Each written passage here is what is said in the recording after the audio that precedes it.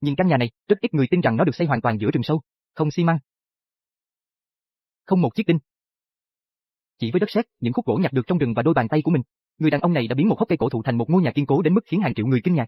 Nhưng điều đáng nể nhất, không phải là căn nhà, mà là cách anh ấy tạo ra từng viên gạch gỗ, từng bức tường và cả hệ thống lò sưởi chỉ bằng vật liệu từ thiên nhiên. Nếu không tận mắt chứng kiến, có lẽ chẳng ai tin đây là nhà được xây giữa rừng. Từng khúc gỗ được ghép kín như gạch. Đất sét đóng vai trò như xi măng, chỉ bằng những vật liệu đơn giản nhất, anh ấy đã tạo nên một nơi trú ẩn vừa đẹp vừa cực kỳ chắc chắn. Chào mừng các bạn đến với Sinh Tồn Review. Hôm nay, chúng ta sẽ cùng khám phá hành trình đáng kinh ngạc của một người đàn ông biến một hốc cây cổ thụ thành ngôi nhà kiên cố giữa rừng sâu, một nơi trú ẩn sinh tồn ấm áp trong hoang dã. Không xi măng, cũng không có một chiếc đinh nào, chỉ có những vật liệu do thiên nhiên ban tặng, cùng với sự kiên nhẫn và tay nghề của người xây dựng. Từ việc dọn dẹp những cây cối rối rắm, đến việc xây dựng từng viên gạch, viên ngói để tạo thành bức tường, rồi đến việc học cách sống hòa hợp với rừng. Đây không chỉ là một lần xây dựng, mà còn là nghệ thuật sinh tồn trong một cái cây. Bước đầu tiên của việc xây dựng, cần phải loại bỏ hoàn toàn những cây dại mọc tự nhiên bên trong cái cây và quét sạch những chiếc lá khô rơi bãi xung quanh. Chỉ có như vậy mới có một nền tảng sạch sẽ để lên kế hoạch cho hình dáng của nơi trú ẩn. Người xây dựng cầm xẻng trong tay, bắt đầu làm phẳng mặt đất bên trong thân cây. Khu vực phẳng này trong tương lai sẽ trở thành không gian sống chính của toàn bộ nơi trú ẩn. Ngay sau đó, bên ngoài lỗ cây, anh ấy cũng đã khai thác một khu vực nhỏ trống trải, tạo ra một sân trước mang hương vị thiên nhiên. Khi mặt đất của sân đã được làm phẳng, việc tiếp theo cần làm là xây dựng cơ sở hạ tầng thiết yếu cho sự sống, một hố lửa. Người xây dựng đã đào một cái hố nông và dùng đất sét để tạo hình một cách tinh tế, biến nó thành một cái lò đất có cấu trúc đơn giản. Trước khi nơi trú ẩn chính thức hoàn thành, đây chính là bếp nơi anh ấy nấu ăn mỗi ngày, cũng là một cốc ấm áp cung cấp nhiệt và no đủ. Để thoát khói, anh ấy đã cắt một lỗ tròn ở đỉnh lỗ cây, độ rộng vừa đủ để đặt nồi nấu ăn trên lửa trại. Phía trên lỗ này, anh ấy còn cố tình để lại một lỗ thông gió nhỏ, như một ống khói nguyên thủy được tích hợp. Mặc dù kỹ thuật còn thô sơ, nhưng nó có thể giữ cho không khí bên trong luôn tươi mát khi nấu ăn. Sau đó, anh đi vào rừng để tìm kiếm những cành cây khô hoàn hảo. Những cành cây này cần phải rỗng bên trong hoặc dễ dàng để khắc, đồng thời cũng phải đủ chắc chắn để làm ống khói. Sau khi đi vào trong rừng và chọn lọc cẩn thận, anh ấy cuối cùng đã tìm thấy câu trả lời hoàn hảo từ thiên nhiên cho ống khói. Anh bắt đầu khoét rỗng phần giữa của cành cây, từng chút một, anh khoét bỏ phần lõi. Sau khi hoàn thành, một ống khói hoàn hảo, nhẹ nhàng, chắc chắn và có thể sử dụng bất cứ lúc nào đã ra đời. Đây chính là trí tuệ sinh tồn thông minh thể hiện qua việc sử dụng vật liệu đơn giản. Ống khói đã sẵn sàng, đã đến lúc thu thập khung xương tổng thể của nơi trú ẩn. Anh lại trở về khu rừng, tìm kiếm những cành cây khô và chắc chắn, phải là gỗ chất lượng không dễ bị cong hoặc mục nát. Anh chặt từng cành cây và kéo chúng trở về trại. Những thanh gỗ này sẽ tạo thành tường và khung xương tổng thể cho ngôi nhà trong rừng của anh ấy. Trước khi chính thức xây dựng tường, trước tiên cần phải làm những viên gạch cần thiết cho công trình.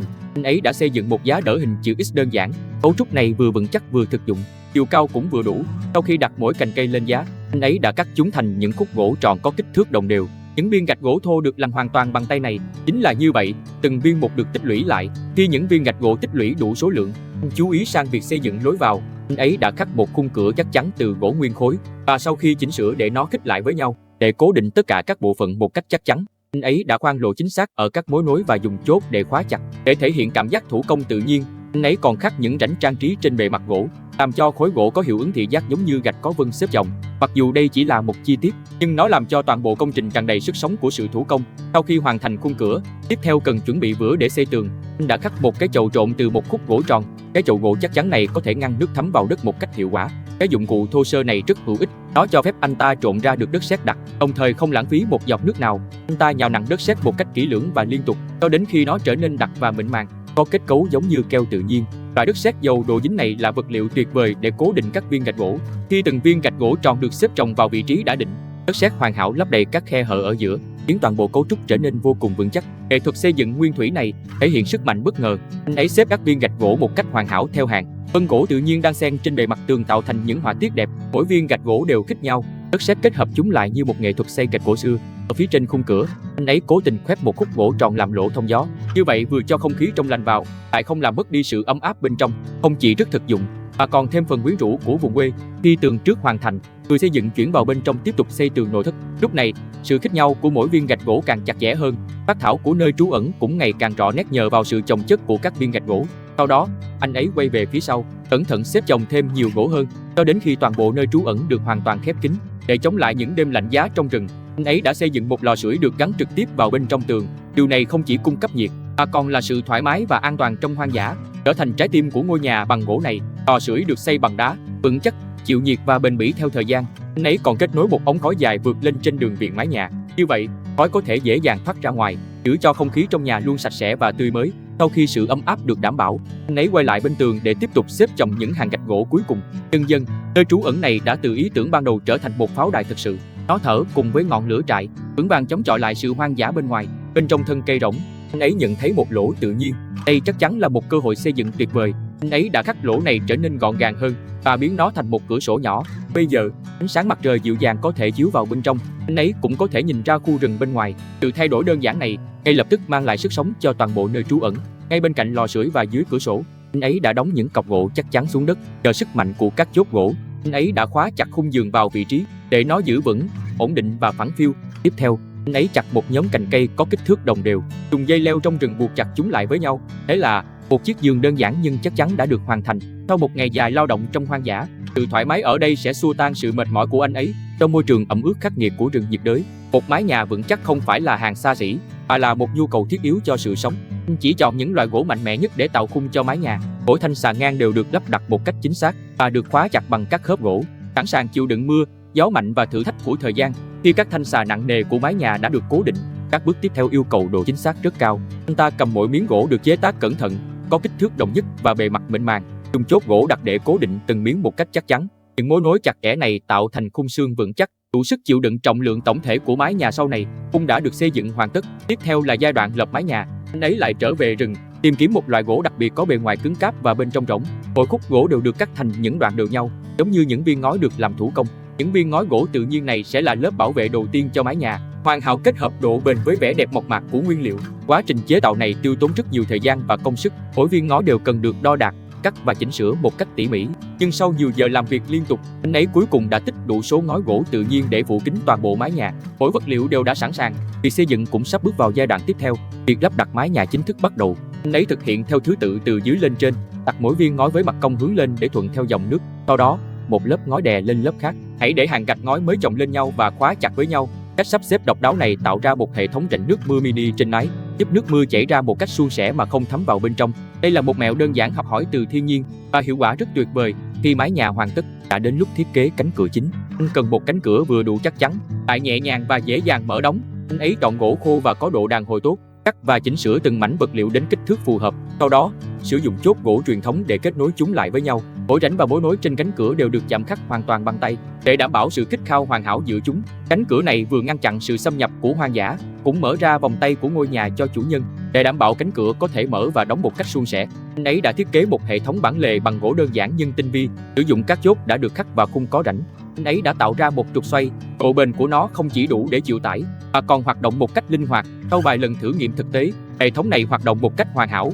Ở đây không sử dụng bất kỳ kim loại hay ốc vít nào, chỉ dựa vào cấu trúc chính xác của gỗ và trọng lực đã hoàn thành công việc này. Sau đó, anh cẩn thận uốn một cành cây thành hình tròn hoàn hảo, kích thước của nó vừa đủ để lắp vào lỗ cửa sổ hình tròn. Tiếp theo, anh ấy dùng một tấm nhựa trong suốt để bịt kín lỗ hổng, tạo thành một cửa sổ tạm thời. Cửa sổ này vừa có thể giữ ấm bên trong, lại còn cho ánh sáng mặt trời rực rỡ tràn vào trong suốt ban ngày. Mặc dù chỉ là một thay đổi nhỏ, nhưng đã khiến nơi trú ẩn này tỏa ra hương vị thực sự của một ngôi nhà. Khi phần chính của nơi trú ẩn đã hoàn thành cơ bản, anh bắt đầu chuyển sang sân trước. Ngay cả khi là một ngôi nhà trong hoang dã, cũng cần một lối vào ấm áp. Anh bắt tay vào việc dọn dẹp khu vực bên ngoài lỗ hổng của cây, dọn dẹp đồ đạc và làm phẳng mặt đất, đồng thời lên kế hoạch cho bố cục tổng thể. Rất nhanh, mặt đất rừng từng bình thường này đã hiện ra hình dáng của một hiên nhà thực sự. Để sân trước có được hình dáng và cấu trúc rõ ràng hơn, anh bắt đầu sử dụng đất nén để xây dựng một bức tường thấp. Anh tỉ mỉ định hình đất từng lớp một, đảm bảo rằng bức tường vững chắc và cân bằng.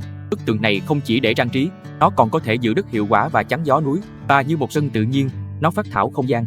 Dần dần, hoang dã ngày xưa trở nên thích hợp để sinh sống, thậm chí còn thể hiện một vẻ đẹp độc đáo. Sau khi hoàn thành tường bao bên ngoài, anh bắt đầu cải tạo mặt đất. Với sự trợ giúp của xẻng và đôi tay, anh đã lấp đầy toàn bộ sân bằng đất tươi và kiên nhẫn nén chặt từng lớp. Công việc này thực sự thử thách thời gian và sự kiên nhẫn, nhưng cuối cùng anh đã thành công làm phẳng bề mặt thành một mặt đất mịn màng và đồng đều. Sau khi sân được làm phẳng, anh lại quay trở lại rừng. Lúc này, một ý tưởng hoàn toàn mới đã nảy ra trong đầu anh. Anh đang tìm kiếm một số vật liệu có hình dạng độc đáo. Những cành cây đã trở nên méo mó và gồ ghề sau thời gian dài, mưa gió và sự tắm rửa của thiên nhiên. Những cành cây thô ráp và đã trải qua bao thăng trầm chính là vật liệu tuyệt vời để làm hàng rào phong cách nông thôn cho sân trước. Chúng không chỉ cung cấp sự bảo đảm an toàn, mà còn mang lại cá tính độc đáo cho nơi trú ẩn, mang đến một vẻ đẹp thủ công đầy hoang dã. Sau khi thu thập đủ vật liệu, anh ta đã chặt những cành cây cong queo thành những khúc gỗ ngắn hơn. Mỗi khúc gỗ đều được chạm khắc tỉ mỉ và tạo hình, và hoàn toàn được kết nối bằng chốt gỗ. Toàn bộ quá trình không sử dụng bất kỳ đinh sắt hay keo nào, hoàn toàn dựa vào tay nghề chính xác và sự mài dũa kiên nhẫn. Anh ta đã ghép chúng lại với nhau từng cái một, tạo thành một vòng hàng rào phong cách nông thôn bao quanh sân trước. Hiệu ứng cuối cùng vượt xa mong đợi. Những đường nét không đều đó đã mang lại cho hàng rào một vẻ đẹp tự nhiên, như thể nó là một phần được kéo dài từ khu rừng cổ tích, như một phần trang trí cuối cùng. Anh ta lên đường đến bờ suối.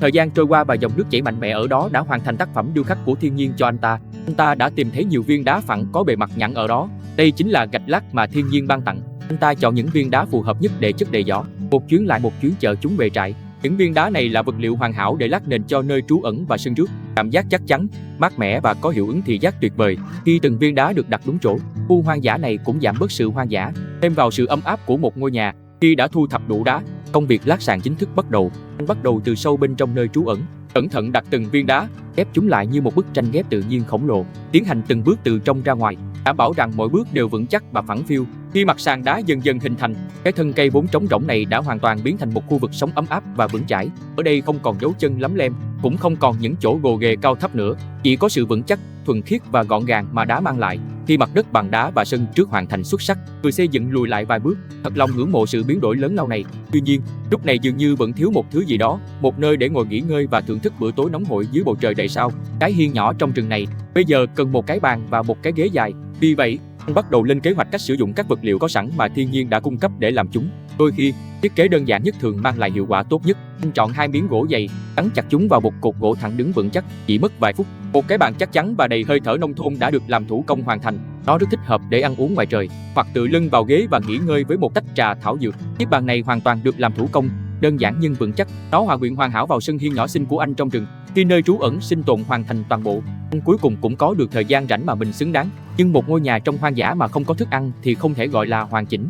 Tối nay, anh dự định bắt một vài con cá tươi trong dòng suối. Sau khi nghỉ ngơi một chút để phục hồi sức lực, anh bắt đầu sử dụng nguyên liệu tự nhiên trong rừng để làm mồi câu. Trong việc sinh tồn ngoài trời, ngay cả những chi tiết nhỏ nhặt cũng quyết định thành bài, mùi, hình dạng và chất liệu. Tất cả sẽ trực tiếp quyết định bữa tối có câu được hay không. Anh trở lại một cái ao gần nước quen thuộc trong dòng suối. Đây là một địa điểm lý tưởng yên tĩnh và có bóng râm mà anh đã chú ý trước đó. Dưới bề mặt nước yên tĩnh này thường ẩn chứa những loài cá đang tìm kiếm thức ăn. Anh cầm cần câu tự chế, treo mồi câu từ cá dại, nhẹ nhàng thả dây câu xuống nước, sau đó bắt đầu chờ đợi một cách kiên nhẫn. Trong rừng, kiên nhẫn không chỉ là một đức tính, mà còn là một kỹ năng sinh tồn vô cùng quan trọng. Đột nhiên, dây câu bị kéo mạnh. Anh cẩn thận thu dây và tăng lực. Một con cá két trơn tuột và đang vùng vẫy bị kéo lên khỏi mặt nước. Nó có thân hình mập mạp và sức mạnh dồi dào. Chẳng bao lâu, cần câu lại có động tĩnh. Lần này thu hoạch được một con cá đen, hình dáng mượt mà và mạnh mẽ, tỏa ra vẻ hoang dã giống như khu rừng xung quanh. Trong một lần câu ngắn ngủi đã thành công bắt được 2 con cá tươi mạnh mẽ. Có vẻ như bữa tối tối nay sẽ được dòng suối này hào phóng cung cấp, và điều này chắc chắn sẽ trở thành một bữa ăn khó quên. Trở về nơi trú ẩn sinh tồn sau đó, anh ấy cẩn thận làm sạch cá và cắt thành từng lát. Sau đó, sử dụng bột rừng đã thu thập trước đó và các loại thảo mộc đã giã nát. Anh ấy pha chế một bát bột đơn giản. Anh ấy để mỗi miếng cá đều được phủ đều bột. Sau đó, anh ấy cho chúng vào chảo dầu sôi trên đống lửa. Ở sâu trong rừng, cùng với âm thanh xèo xèo của việc chiên rán, cá giòn vàng bắt đầu tỏa ra hương thơm quyến rũ. Anh ấy đang tự tay nấu một bữa tiệc, và cái bụng đói cồn cào cũng liên tục nhắc nhở anh. Đây là phần thưởng mà anh đã đổi bằng mồ hôi. Anh ấy nếm miếng đầu tiên. Hương vị giòn tan của cá chiên hòa quyện với hương thơm đặc trưng của thảo mộc dại lan tỏa trong miệng. Mặc dù bữa ăn này rất đơn giản, nhưng lại mang đến hương vị của chiến thắng. Khi ánh hoàng hôn vàng dần lặn xuống tán cây, anh lặng lẽ ngồi trên chiếc ghế dài do chính tay mình làm, nhìn ngắm cả khu rừng trở về sự bình yên trong ánh chiều tà. Ở đây không có tiếng ồn ào, không có sự vội vã, chỉ có sự đồng hành của thiên nhiên, hơi ấm dịu dàng và cái bụng no nê. Đây chính là khoảnh khắc thực sự bình yên trong tâm hồn. Một bát trà rừng hoang dã ấm áp, đánh dấu một ngày trọn vẹn. Nó có vị giản dị, mang hương đất, đặc biệt an ủi lòng người. Khi màn đêm buông xuống, nhiệt độ xung quanh bắt đầu giảm nhanh.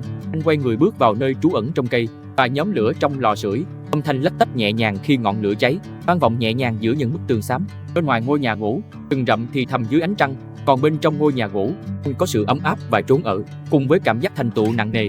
Một ngày nữa trôi qua bình yên trong hoang dã. Một câu chuyện khác được viết ra ở trung tâm của rừng. Cảm ơn mọi người đã cùng nhau bước vào hành trình kỳ diệu này vào sâu trong hoang dã. Nếu khán giả thích quá trình xây dựng này và nhịp sống bình yên của rừng, xin đừng quên thích, chia sẻ và theo dõi đăng ký. Mỗi nơi trú ẩn đều mang một câu chuyện độc đáo, còn ngôi nhà trước mắt này là một kỳ quan được chạm khắc từ một cây đại thụ sống động. Hẹn gặp lại trong cuộc phiêu lưu lần tới. Lúc đó chúng ta sẽ đến những nơi sâu hơn trong rừng.